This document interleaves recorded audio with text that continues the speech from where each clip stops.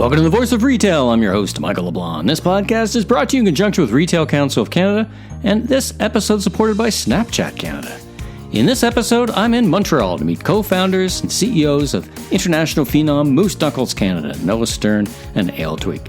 I talk with both CEOs as they share their vision around their fashion-forward brand of outerwear that is polar opposite the rest of the luxury brands, and we hear their take on being successful in retail as they continue to expand around the world with 2 existing flagship stores, more on the way here in Canada and internationally, and plans for over a dozen pop-up stores, happening to maintain the incredible momentum of the brand. Next, Snapchat Canada Director and GM Matt McGowan brings us up to speed on this powerful and popular platform for retailers. With 238 million users daily worldwide, 9 million Canadians taking advantage of this fun, safe, and engaging platform. But first, let's hear from Noah and Ayal. Noah and Ayal, welcome to the Voice of Retail podcast. How are you both doing? Doing great. Thank you very much. Great. Thanks for having us. And Ayal, you and I have something in common. Actually, no, we all have something in common. I went to Rotman U of T, MBA, where I believe you're an alum, and Noah, I went to McGill. So we've got some higher education commonality amongst us, which is kind of fun just to talk about. So very nice. My oldest son is now at McGill, I'm proud to say. All right. So to each of you, since I have the pleasure of interviewing you both on this same podcast, each of you individually, tell me about your personal professional journeys, and I'll get to, I've got specific questions for each of you based on, just such a wonderful brand, by the way. I just love your brand. I love everything about it. So I'm so excited to kind of delve into Moose Knuckles and how it came to be and how you think about things and your product. But why don't we just start with your personal professional journeys? Noah, why don't we start with you? Well, I grew up in Winnipeg, and I grew up around actually a coat factory and a men's clothing factory, which was started by my great-grandfather in 1921, David Freed. And then my grandfather, who I was very, very close to the whole duration of my life until he passed recently, Joseph Freed, who took the business on and actually was the very first licensee of, at the time, a very small and unknown brand called London Fog. And he took that license on in 1960, and that license for Canada, London Fog in Canada, was my family until 2006. So I grew up around that factory and worked there from the time I was 8 years old. I started in the shipping room and then worked my way through many different parts of the business, through the actual cutting of the fabric and a little bit of sewing and some pressing, and on into the office, the front office, and kind of learning all there is to learn about the business of fashion and coats. And then I left Winnipeg. I went to McGill. I graduated there with a BA in economics, and from there went back to McGill for law school. And I graduated from law school and went to practice law as a mergers and acquisitions lawyer in New York at a firm called Skadden-Arps, a large New York firm. I practiced for about 3 years, and then my uncle called me, who was running Freed and Freed and owned Freed and Freed, which is the coat company in Winnipeg, called me to ask me if I wanted to come into the business and take over as its president. Because, this business, everyone will tell you, it's a tough business. And I think that once you've had several decades in it, it can wear you down a little bit. And so my uncle was at that point, and I did leave my law practice, moved to Winnipeg, and became the president of Freed and Freed. We moved it to Montreal to take advantage of the uber talent that exists in the city in the fashion industry. Yeah. And then I left Freed and Freed in 2007 and partnered up with Ayal, who will tell you his story in a second. And then we started in a different coat business called Levy Canada with a partner in New York, the Levy Group. And then we went into the jean business together. In 2008, we bought a ladies' jean company called FDJ, which is still going strong today and doing very well. And in 2009, we found Moose Knuckles and took it from really zero to what it is today. And that's been the most exciting and interesting journey that I've ever had professional. Oh, no doubt, no doubt. Such a background steeped in the apparel and fashion and retail. It's fantastic. A little M&A mixed in, which always comes in handy when thinking about perspectives around what comes next. Ayal, what about yourself? What's your background? Well, similar in terms of my family started in the apparel business. My father started he was actually an immigrant to Canada. He started cutting leather for a living when he got here, got fired from his first job, couldn't speak English or French, built an amazing private label business in Canada, selling to everyone from the Bay and Sears and Winners, all different retailers. And I kind of grew up on it, working in the summers in the shipping department, starting there early on in my career. I went to Concordia and then worked for a bit, for about 6 months. And then I decided that the business wasn't really for me. It was, it's private label, it's very, very tough business. So I wanted to do something else. So I did my MBA at Rotman, which I know you attended as well. Yeah. And it was a great experience for me, because going there, I really felt like I could keep up. And I was, being with all these talented people in finance and marketing and consulting, I really felt like I could keep up, and it really gave me a lot of confidence, actually. And so from there, I went to work at a small niche retail consulting company called Caribus Management. It was later bought by PwC, but we had clients like American Eagle and Lane Bryant and Victoria's Secret. Being at a small firm, I really got a lot of executive time where I was able to speak to a lot of executives, being a young 20-something-year-old kid and being really the lowest on the totem pole there. It gave me a lot of experience. It really showed me how retail works and how big business works. And then unfortunately, my father's brother, who was his partner, passed away. And my father was struggling a little bit in the business personally, and he asked me to rejoin him. I was actually living in Toronto at the time, grew up in Montreal, but living in Toronto. I was loving Toronto. I never actually wanted to move back, never had any ambition to move back to Montreal. And then, but when my father called, I said, I'll come, but I really don't. One, I don't think that I can add much value in the private label business. And two, I wanted to do something else. So I said, I'll come and help, but only if I can branch out and do more brands, because I thought that, brand building was a passion of mine, and I thought something I would be better suited for. And so I wanted to do something more associated with brands. Came back, partnered with Noah, did exactly what Noah said. I bought FDJ and then found Moose Knuckles where we bought it when it was very, very small, and then started building the brand. And for the last 10 years, I've been working in Moose Knuckles, bringing it from a very, very small brand with 4 SKUs, starting to a brand where it is today, where it's global and probably the 3rd largest premium outerwear brand in the world. So we're very, very proud of where we started and where we've come from. Well, they're both great stories of this intersection of the personal and business, which I love to hear. So thank you for sharing that. And there's no question, Moose Knuckles has got a momentum. And you both know how important momentum is in business, and it certainly has it. And it, I'll be interested to hear more about how you bought the brand. I was part of buying a brand as well when Black & Decker bought the brand DeWalt, which at the time was one little product, and just created an entire category or brand from that for all the kind of reasons that you guys might be familiar with. Noah, let's talk about you're both co-CEOs, so I'm kind of curious a little bit about governance. Who does what? How do you figure out who does what in the organization? And inevitably, when there's some disagreement about some element of the business between the two, how do you break the tie on that? So just give me a bit of insight into your tradecraft, so to speak, about how the two of you run the business together. Well, the latter part of that question is a loaded one, I'll tell you. But I can tell you that we really divided the business up as far as duties, kind of along our history, right? I'm steeped in how to actually make product, how to design product, how to construct it, engineer it, produce it, etc.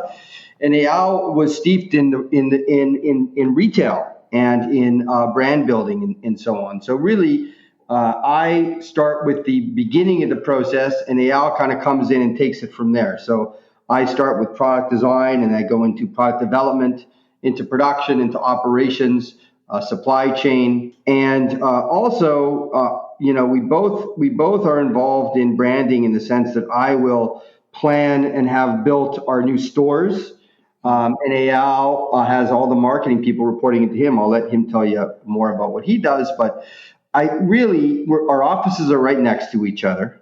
It makes it very hard for me, I got to tell you. but I'm kidding. We're At least right your desks aren't pushed together, which Right, I've seen some people do. He's kidding, but I won't be. But we have a great working relationship, and whenever I need input on a style or an element in the line, I bring him in and I ask him. I bring coats into his office and product into his office all the time. He brings me ideas for marketing and for branding and for business development. So it's a very collaborative process, but at the same time, we have to have a clear line of authority for the people that report to us. So it's well divided, but still very collaborative, and it works pretty well. Ayal, it's a good segue. Tell us about Moose Knuckles, the retailer, like the category you play in. Like for the listener, not all listeners may know of your brand, or they may know of it, but they don't really know as much as they should. Just the basics, kind of, where you're available and the retailers where you're sold and where you manufacture the product, sure. The breadth of the product and number of stores, retail partners, just the kind of, how do you go to market as Moose Knuckles? Sure. But before I do, I just want to say, in our unique structure where we are co-CEOs, it's definitely a lot more fun for us. We have such a great time in this business. We're very, very entrepreneurial.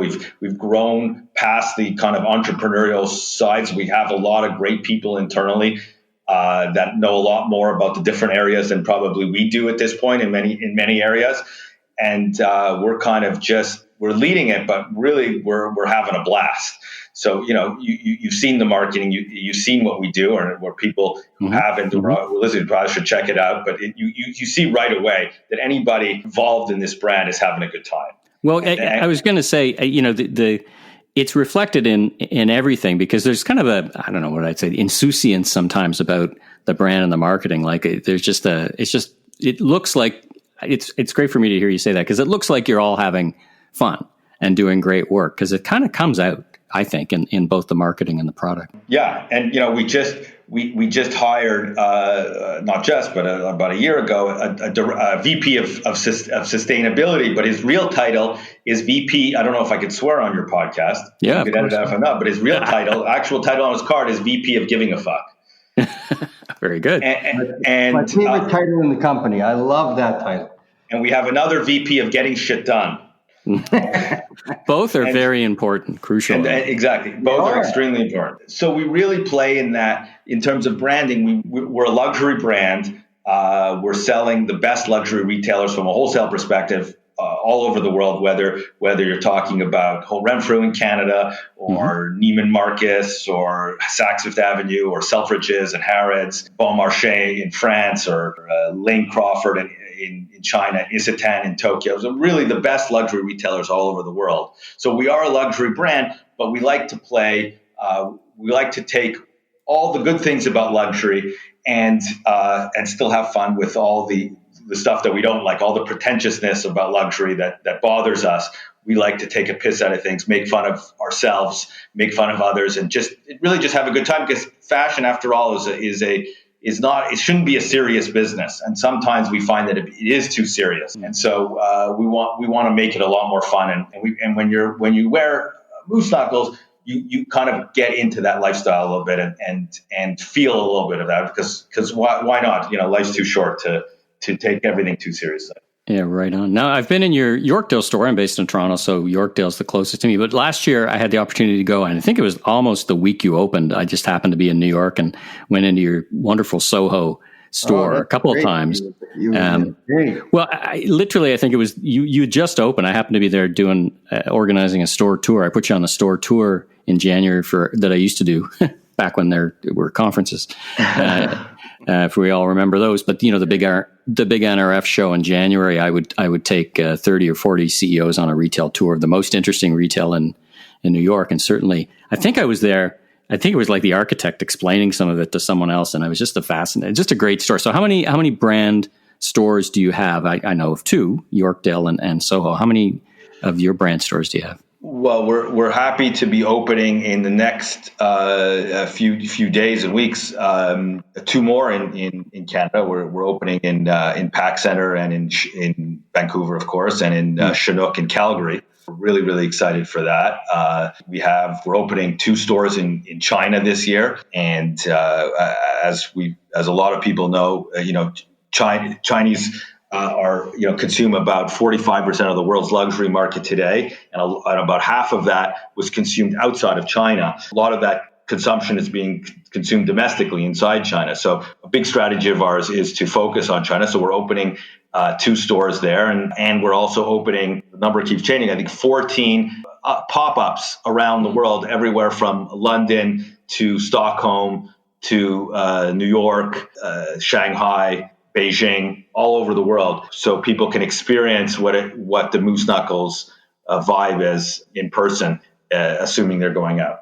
Well, let's talk about that vibe. Noah, dive into the brand for us. The origins, as you said, was you picked up a brand that already existed, but you kind of clearly made it your own. But as you think about the silhouette and you think about the brand and the product, where do you draw your inspiration from? I mean, it is, to excuse the pun, it's kind of polar opposite from many of the athletic outerwear luxury brand that you would see. So tell me how you draw your inspiration and when you look at product and when you design it, how do you approach that? Do you draw influences from Europe, as often manufacturers brands in Quebec do, or where do you draw your inspiration from? Well, it's a great question. So branding and silhouette, they're tied, of course, but when you think about product, the challenge that we had a very specific aim in mind from a product point of view when we took on the brand. We loved the branding. It had just started. It was in its infancy.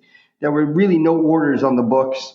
But what we decided we wanted to have is we wanted to have a product that was the highest quality down parka in the market, that kept you the warmest, but that still had a sexy tailored fit. And normally when you talk about warm down coats, you think about these kind of utilitarian puffy jackets that make you look like a snowman or like the Michelin Man. And that's true for women too. And we wanted to achieve the opposite. And so our team went to work to try to engineer and construct that exact thing. The warmest, best made parka in the world with the best fit that still makes you look sexy and slim. And they managed to achieve it. In fact, we recently were rated by Retail Insider, who did a study on thermal insulation of the core products of us against our 3 biggest competitors. Which one had the highest thermal insulation rating, and we had the highest. So our people really did achieve what we set out to do. And when we did that, we kind of married that to the branding. And what is the branding? Mm-hmm. Well, the branding is, first of all, it's irreverent. We've never, as Ayal said, it's not a brand. We don't like to take ourselves very seriously. We don't like pretense. We don't like exclusivity. We don't believe in those things. We think those are mirages. What we really believe is in radical inclusivity. Come on in, experience Moose Knuckles, experience the brand. We're doing all kinds of fun shit, not just making great product, but telling great stories and telling them in irreverent, funny ways.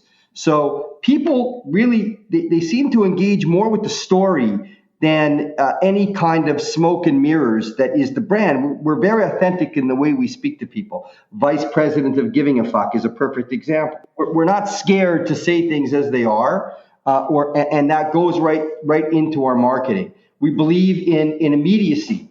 One of the terms that we use, I hate to keep swearing, but one of the terms we use in the company is carpe that fucking diem. Chase immediacy, live unconstrained, freedom.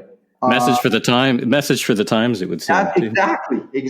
So these kinds of value systems that we have really seems to resonate with young people, and it's very interesting because when we look at kind of what made us hot early on in Canada, we were just started out, and it was maybe a year or two in, and we started getting calls from Korea.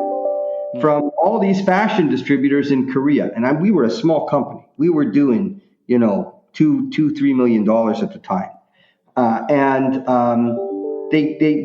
They were calling us and they were saying, look, we really want to carry your brand in Korea. We couldn't figure out why we're getting all these calls from Korea. Then we realized when we looked at who our consumers were in Toronto specifically, was all of these Koreans and Chinese young consumers who were very buying. Very fashion forward, right? Right, but why were they buying it? And I believe that one of the reasons they were buying it is they are so used to, not all of them, obviously, I'm generalizing, but the construct of the family and the social structure, I think, is quite rigid. I think they were looking for a way to kind of say, yeah, I can buy the luxury items.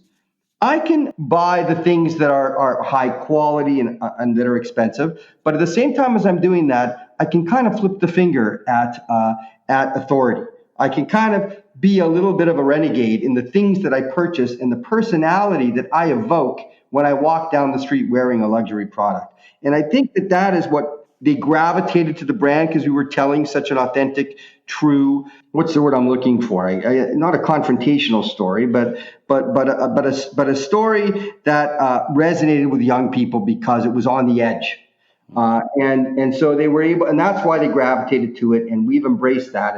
And that's kind of how we go to market is on the edge. And when we look at our product and how we design our product, we use three words really, which are polished, utility, with edge. Everything we do has to have a purpose. There has to be utility in everything we do. We're not just going to make a cheap product and put our logo on it, ever. We must have high quality and utility. It has to have a certain polish to it because we are in the luxury business, and it has to have some edge. It has to be trendy and edgy from a fashion point of view. And that kind of cuts across all the marketing we do around the brand as well. What does edge look like in the COVID era? When I think of insouciant and I think of other things, we think more of safety now and all these other things that the time are in. Is it influencing in some way your design or the way you think about the brand in the short or medium term? It influences, it does. It influences everything we do in our design and also in the stories we tell on the garments. For example, even our fit is edgy. It's a very slender fit. Our traditional moose knuckles fit is a slender, sexy fit. So that's edgy. Yeah. We'll put edgy trims on it. Our core product, our core parkas, the zipper pull is in the shape of an axe to evoke Canadian, to evoke lumberjacks and our Canadian heritage. We've done things like we put a patch inside, a performance patch, sewn into the facing of the coat. When you open it up, that says, Power Puff. Do you know how effing cold it is in Canada? We do, right? So that's how it's edgy. It speaks to the consumer in the way the consumer would speak to one of their buddies or one of their girlfriends. And that's how we want to speak to our consumer. We want them to feel familiar with us. And with Canadians, which the Canadian vibe is a bit of a mysterious vibe around the world. No one really knows what it is. So we're kind of speaking in a very candid, different way, which I think brings a consumer towards the brand and ingratiates us with that. Well, one thing that just adds to that, sorry about it. We're taking risks all the time, whether it's from a marketing or from a design point of view. We talk internally all the time. It is about you're never going to break boundaries unless you take risks. And as a company, we want to glow and grow into this brand that's known all over the world. And so to do that, you've got to take risks, and that's very inherent in the company and what we do every day. Well, you've mentioned 2 new stores, lots of pop-ups. Were you thinking about this let me take you back, in other words, to the before time, pre-COVID. And I don't want to dwell on COVID too much, but it is influencing our lives. Has your strategy at all changed for the brand expansion and how you go to market and all these things? I mean, surely it's changed a little bit because we don't have a lot of tourists coming to Canada to experience your brand from China and elsewhere. So maybe that's the kind of let's make sure and go where the consumers are. But if you could speak to that for a minute about, well, in the before time, so 2019, here's what we thought we'd be doing.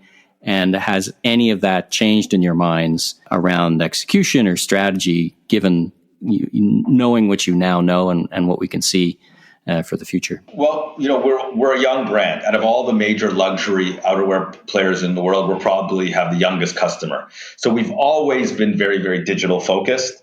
And so I think a lot of people are catching up to the way we were doing things in many ways. That being said, we're obviously, the world's changed forever.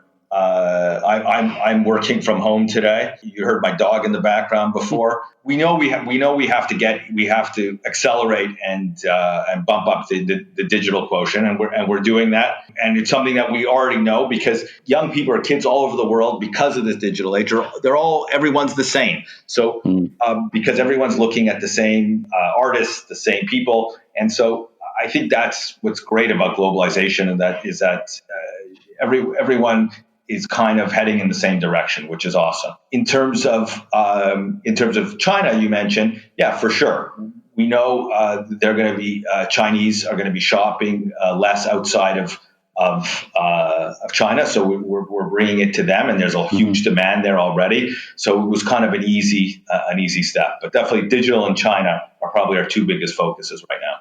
Yeah, it gives you the advantage of being, boots on the ground, so to speak, or coats on the ground, so you can make sure that there's no question around the authenticity of the product, right? Which is always an issue internationally, right? The folks who like to take your product and make and knock it off, but it's a great strategy, right? Because there's no question when you buy from your store that it's an authentic Moose Knuckles product. Which brings me kind of to my last question, Noah. I'm going to pitch this one to you. How do you balance off over the years and in time your wholesale great relationships that you had? As you mentioned, Saks and the Neiman Marcus and brands like that, where you're made available with your direct to consumer strategies. How do you on a day-to-day balance those two things off so that you get 1 + 1 = 3? It's a great question. I honestly don't think that one lives at the expense of the other at all. We built our business with retail partners who are so incredibly good at what they do, and we learn from them every day. We watch people like Nordstrom and Saks Fifth Avenue, and Selfridges is amazing. There's some concept stores in China run by a company called SKP, which are just phenomenal. How do you at a very small size and with not a lot of brand recognition, but with great product, how do you get it? How do you get it out there? How do you get it around the world? How do you gain that recognition? The fastest and best way is to partner with great retailers, which is what we've done. They put your stuff on the floor, and you can do all kinds of events, which we plan and have regularly with them. Eventually, when you get to a certain size, you can pitch them on putting in hard shops, which we've done with many of them, and continue to build seasonally with many more. Really, the best footprint, the fastest footprint for your brand, the fastest way to build a brand is by selecting top-level, excellent retail partners, which is what we've been able to do, and we're lucky to have them. And we would never, ever abandon them for the sake of DTC. DTC is something that we evolved to, online aside, which is a natural evolution, but our own brick and mortar stores, we evolved to it because we've got we're crossing such a huge segment of the world now. And the market, what the retailers want from us in Europe is different than the retailers in Canada, which is different than the retailers in America, and is different in Asia. How do we, so we have as Ayal said, we started with 4 SKUs. Now we have, 200 styles in our line in a season. How do we bring our brand in its full glory to market? How do we tell the story fully the way we want to tell it from a product marketing collateral point of view, marketing collateral, in-store marketing collateral point of view? And really the only way to do it is in your own space. These retailers are going to buy you as well as all of the other great brands around us. And they have their own branded story to tell. So we decided that it was time for us to make the investment and tell our story the way we want our consumer to see it, to see the full breadth of product, to see it at the right time, in the right quantity, and with the right marketing collateral and branding around it. And it's been a phenomenal exercise, and we're very focused on expanding our DTC footprint. There's a lot of brands out there who are very minimalist and very quiet. They have maybe a story of quality to tell, but they don't have necessarily as big a personality as Moose Knuckles has. We have a lot to tell. We have great stories to share. We're a very big brand, and we broadcast ourselves loudly for everyone to see. And we invite everyone to see us and spend time with us. So having our own stores gives us the ability to do all those things, to hit all of those touch points with our consumer directly, to give them the knowledge on each product that they need to have before they make a big purchase like this, and to download the brand personality with them. So it's both channels are super important and are both valued channels for us. Well, gentlemen, you've put on a clinic on how to build and create momentum for a brand in modern retail. So congratulations on your success. I see you both won the EY Entrepreneur of the Year award in 2019 as well. So clearly, other people are recognizing what you're doing. So congratulations again on your success and the momentum. And I wish you continued success and momentum. And thanks so much for joining me on the Voice of Retail podcast. Thank you very much. That was great. Thanks for having us. It's fun.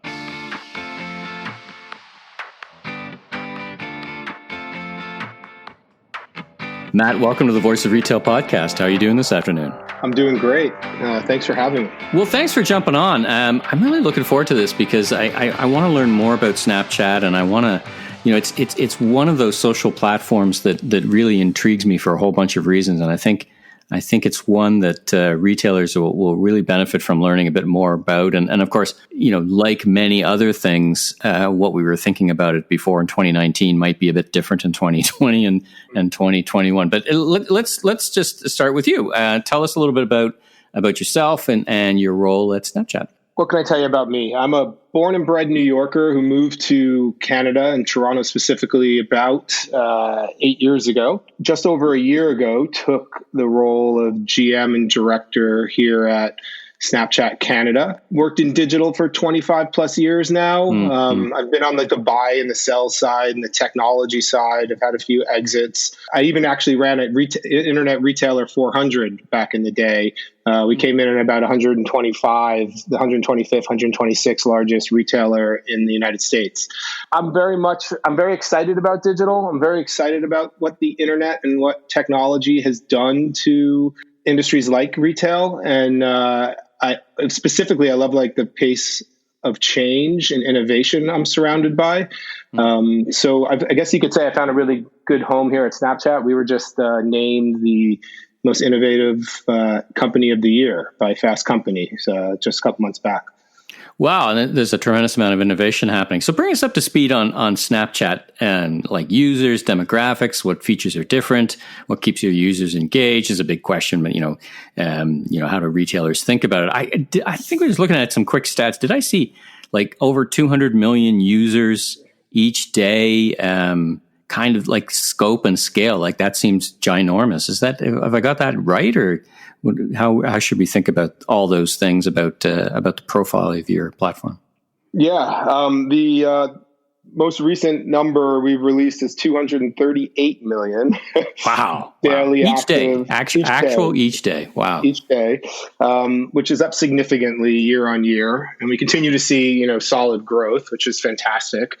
Specifically here in Canada, we reach over 9 million Canadians. When you look at like which Canadians we're reaching, which might be of interest to retailers, over 80% of like 13 to 24 year olds and over 60% of 13 to 34 year olds in Canada. That puts us, within that 13 to 24 demographic as, basically, larger than the other platforms. Is it the case that, as it is often for many platforms, they start young and then their user base starts to age a bit? So in the history of a Snapchat, it would have started younger.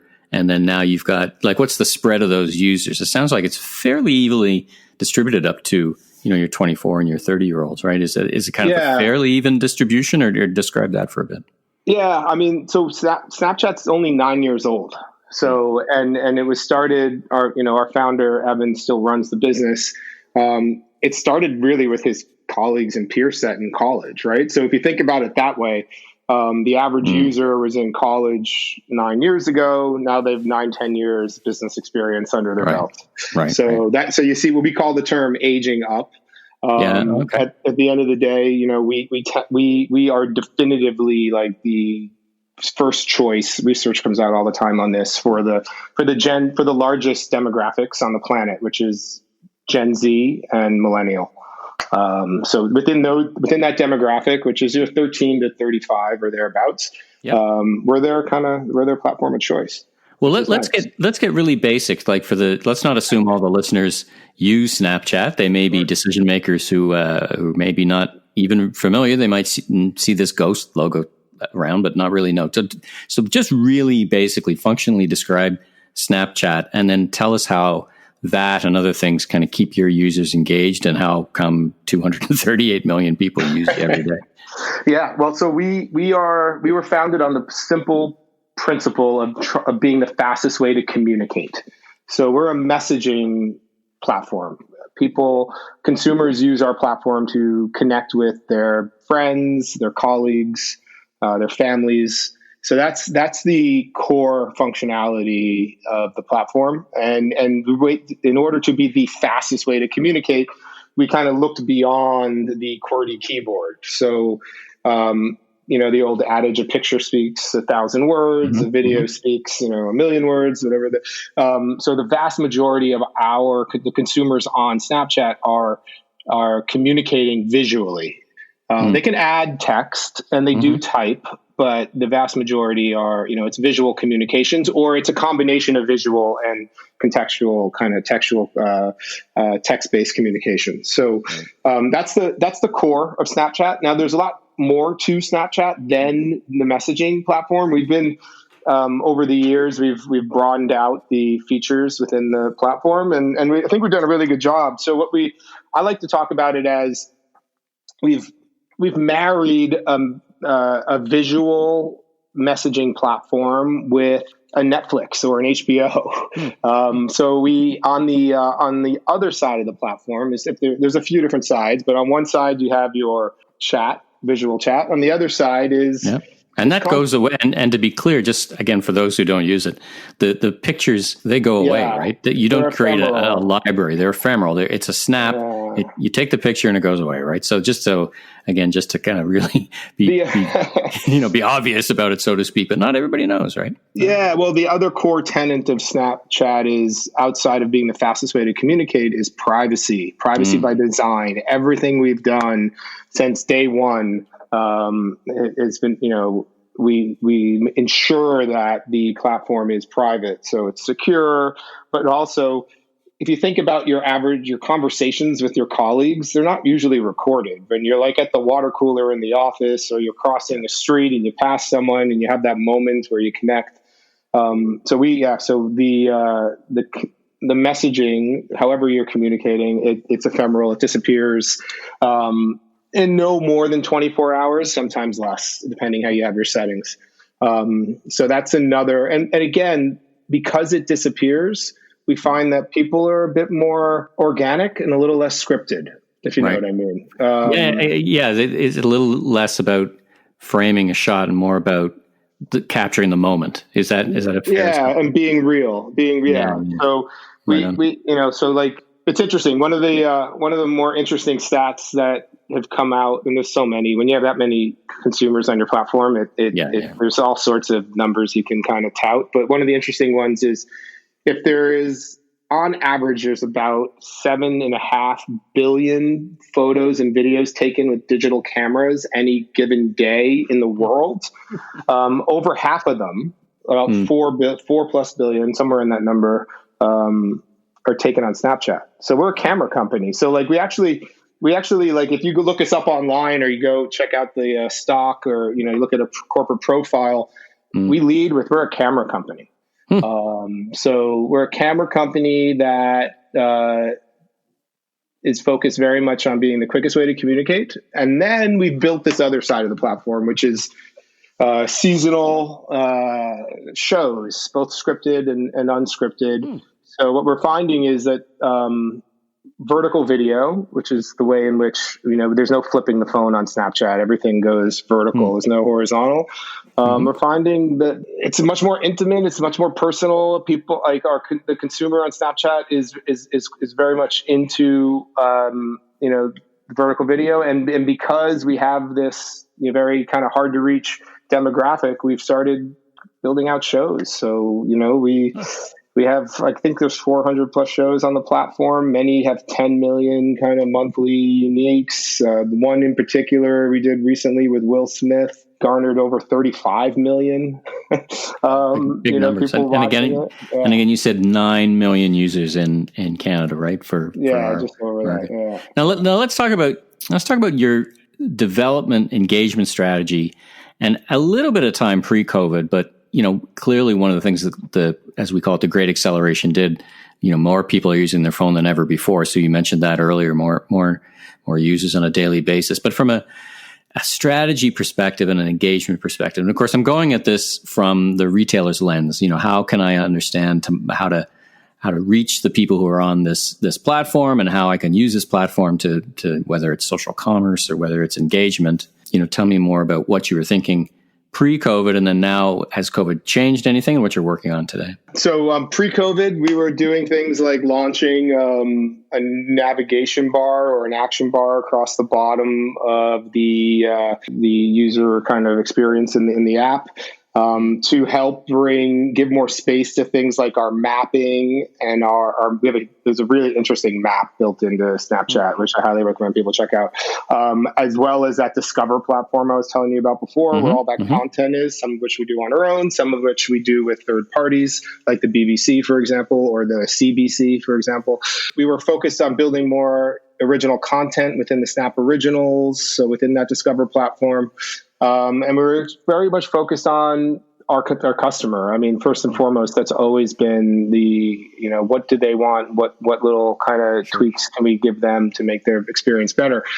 The great acceleration, as you call it, and I'm assuming you're speaking to the fact that, I don't know, digital internet shopping grew more than like 12 weeks, like in April and May, than it did over the course of a decade. Yeah. So with the onset of the first thing, think when we were thinking about the consumer on Snapchat, when it became a reality that there was a global pandemic and things were shutting down, the first thing, which I find, I don't know, makes me proud to be at Snapchat, but the first thing we did was launch something called Here For You. And it was something that was in the works. We were planning on launching probably in Q4 of this year, so around now, but we accelerated, we realigned resources to build like a mental health resource center, basically available to all of our consumers, providing in-app support to help anyone who might be experiencing mental health or emotional crisis. This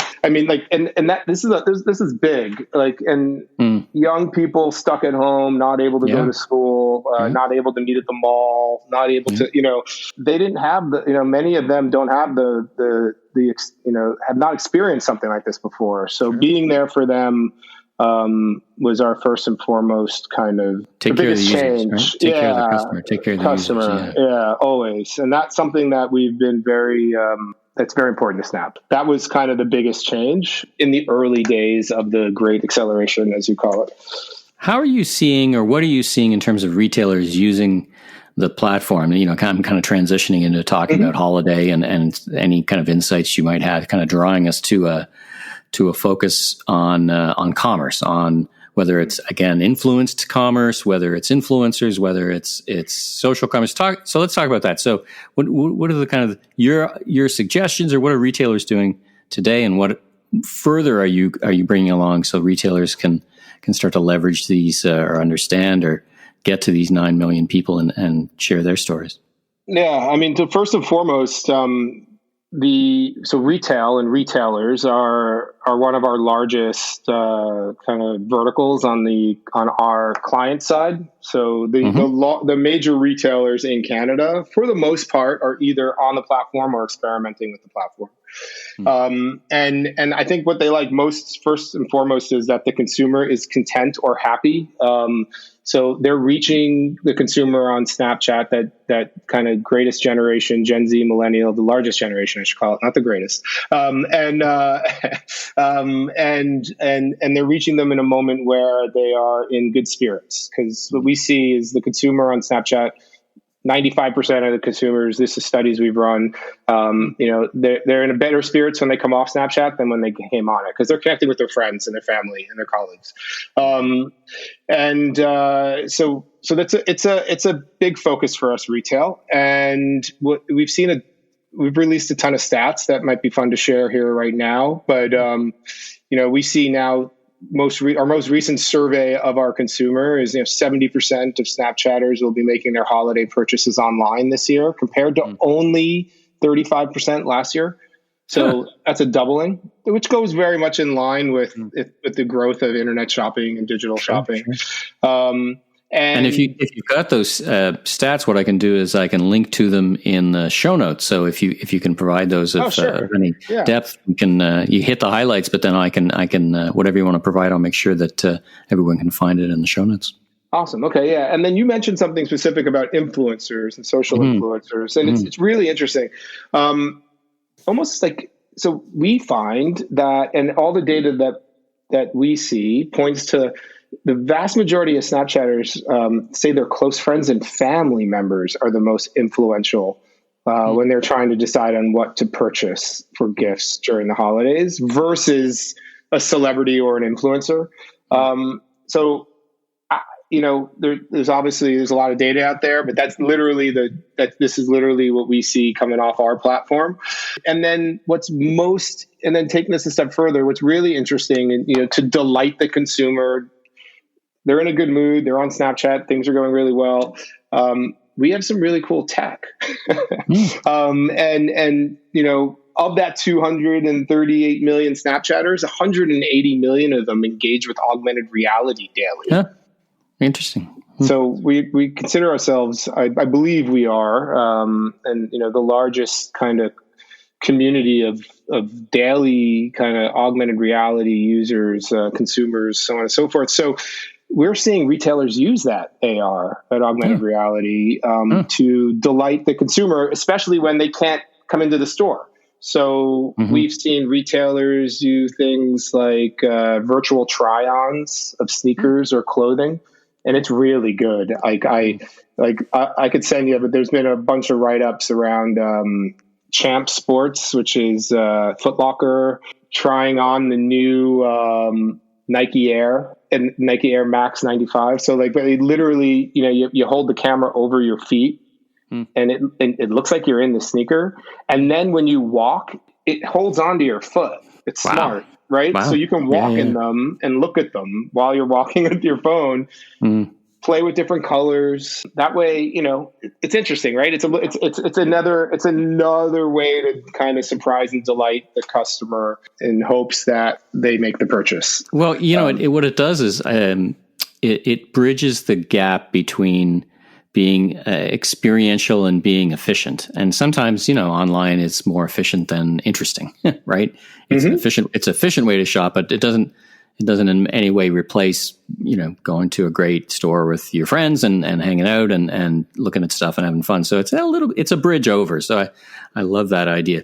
Last question for you. 3 pieces of advice for retailers listening and optimizing and pull the lens back a little bit, then focus the lens on Snapchat. But how should they think about 3 pieces of advice for optimizing their social media, social commerce strategies in the short term? So the next, we're in the race now, or the marathon till holiday, and then thinking about it to 2021. What would your top 3 tips be, or pieces of advice? That's a good question. I mean, it's 3 topics in general, 3 pieces of advice. I'll give it a go. It might change depending on who I'm speaking to and depending how leaned in they are. But I would not forget about digital. And I would be very. So if I'm a retailer, I would think of digital first. Advertising and marketing, and I would think beyond. The status quo has changed. Status quo tends to favor incumbents.